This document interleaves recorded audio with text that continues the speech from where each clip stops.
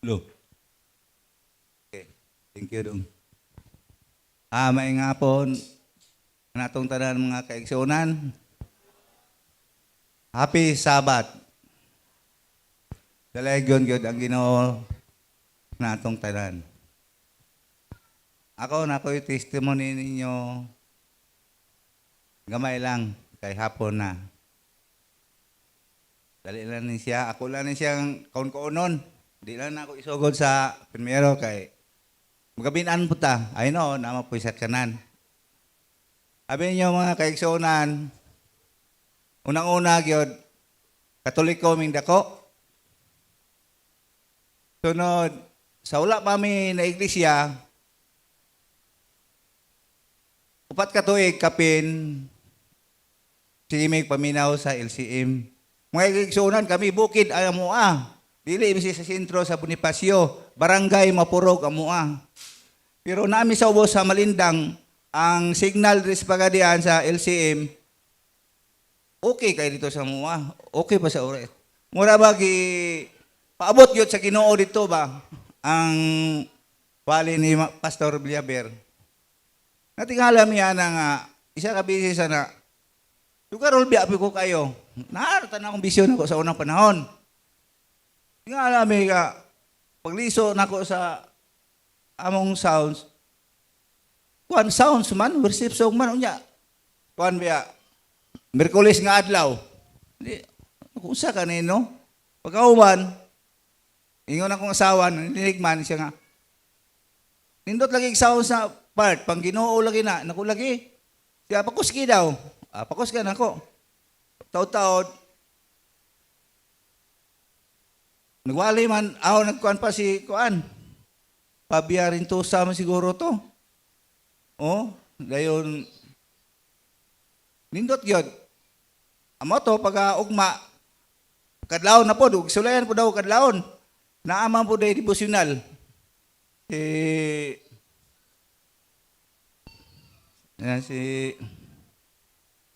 Kinsa ka na ito part? Mar Impiso sa Al-5. Murag may kuan gyud sa Ginoo ba nga diha gyud nga minaw. Mga to dito gyud may Katoliko pa may ato.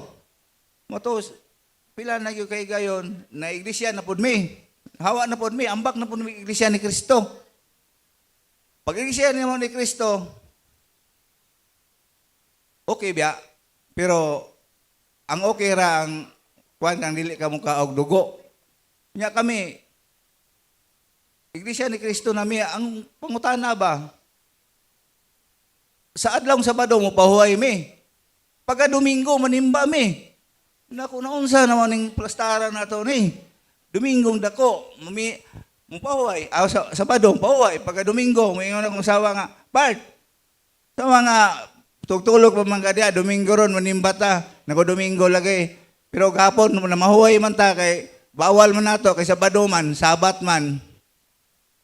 Mo to naka-analyze ko kadugayan, nangita mi og timbahan sa Bonifacio. Kay bukid bi amoa.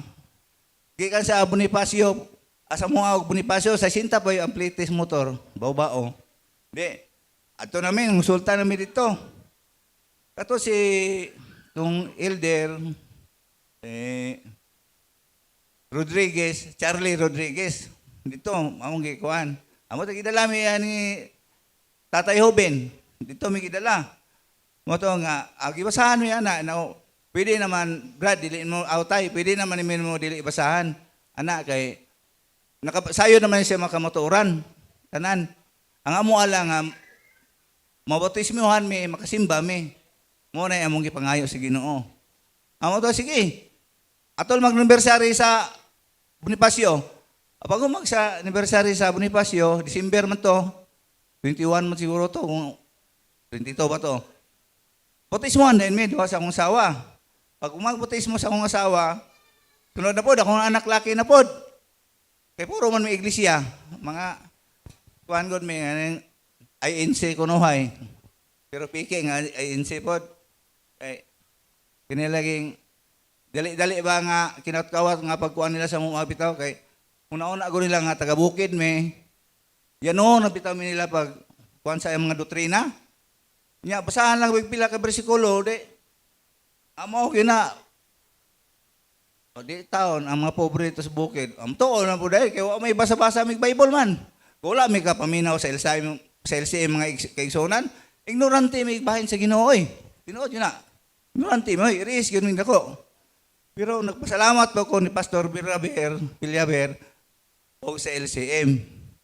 Naimo ming Adventist gumikan si Pastor Villaber o sa LCM. Usag yun ang Ginoo. Ba, amen, mga kaigsonan.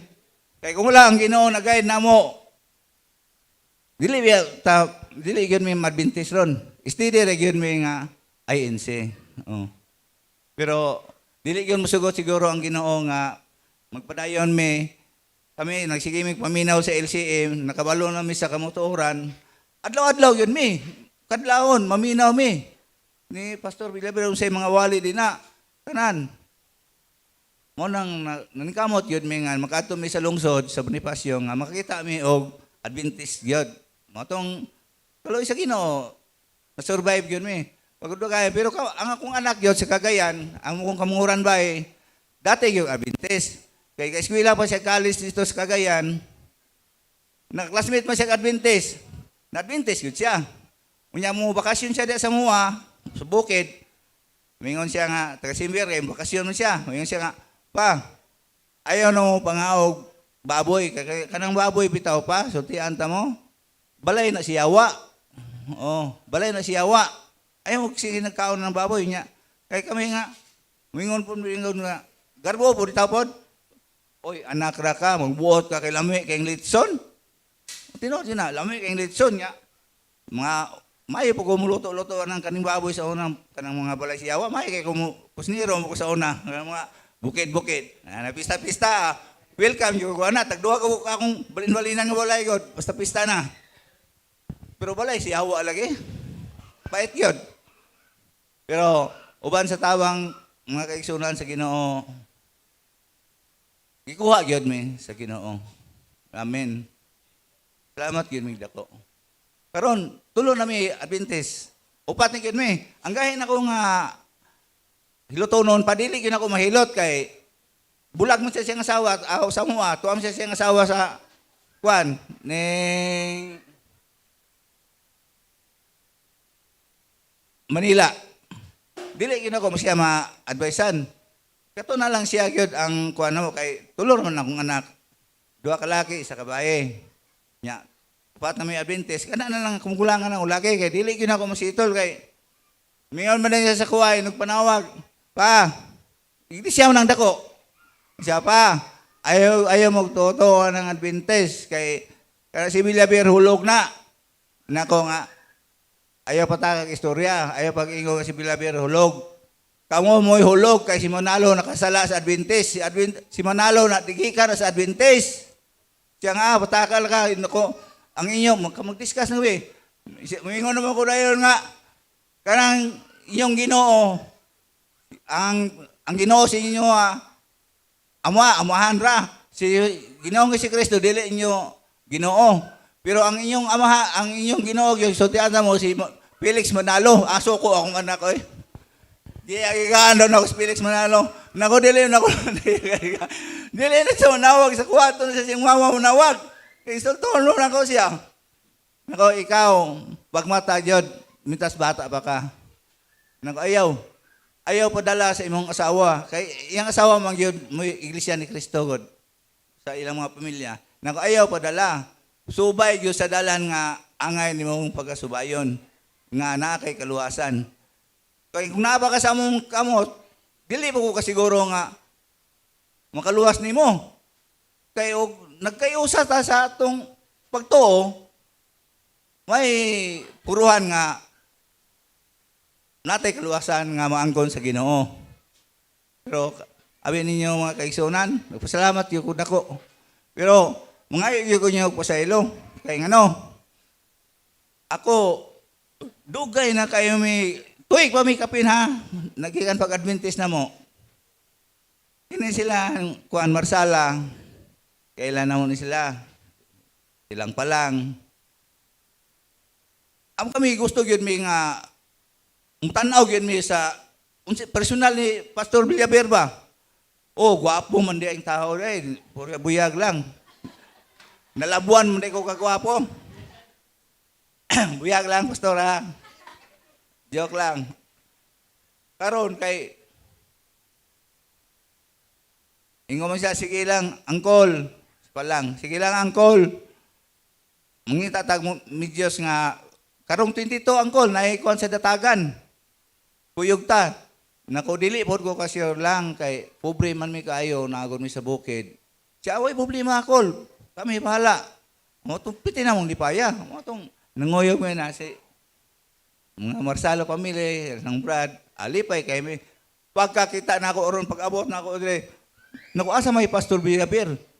Ingon na rin sila nga, kanang way laing gamayng tao di, mauna siya, kanang gwapo. Hala, kadakong tao mo rin yung pastor di. Ay, pwede na kong lipaya mga kaigsunan. O, hasta akong asawa.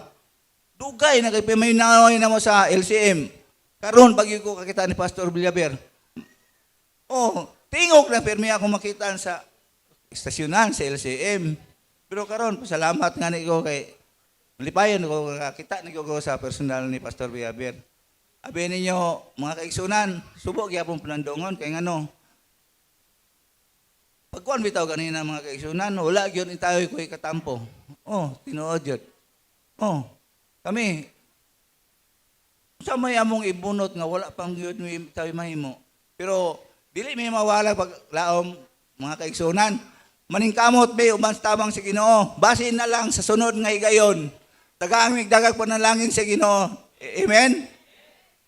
Mao ni among pangandoy. Ayha mi mga tabang sa LCM. Kay mo itong naon dako mi kabuton sa LCM. Kaya ano, di abi nahimong tao sa LCM. Kung wala ng LCM, unsa ka mi? Paingon mi dito sa tag-iya mi sa balay sa yawa ng permanente. Oh, blaglagad, paingon ra gyud mi sa imperno. Unang kami sa pobre mi sa bukid, nabi ako din mahimo. Pero lagi tulo ka bulan kapin, magkupras. Murag yung tanan ng pag-asa. Sa unang panahon sa Iglesia ni Cristo pa mi, ako pang mga anak maingon, pa, unsa man amo financial dia, pang simba. Naayaw lang sa anak, napa. Pag na, sultihan ito mga igsoon, pag na-adventist na mi, wa na yung anak na mong pabdala kwarta. Tinood yun na. Oh, wala agad may trabaho man. Magsalig na mi anang kuprasyon na mo. Tulo ka bulan, usayo pat ka bulan na kuprasyon. Sa iglesia pa mi, ang kwarta na mo, taga-simana magpadala na akong mga anak.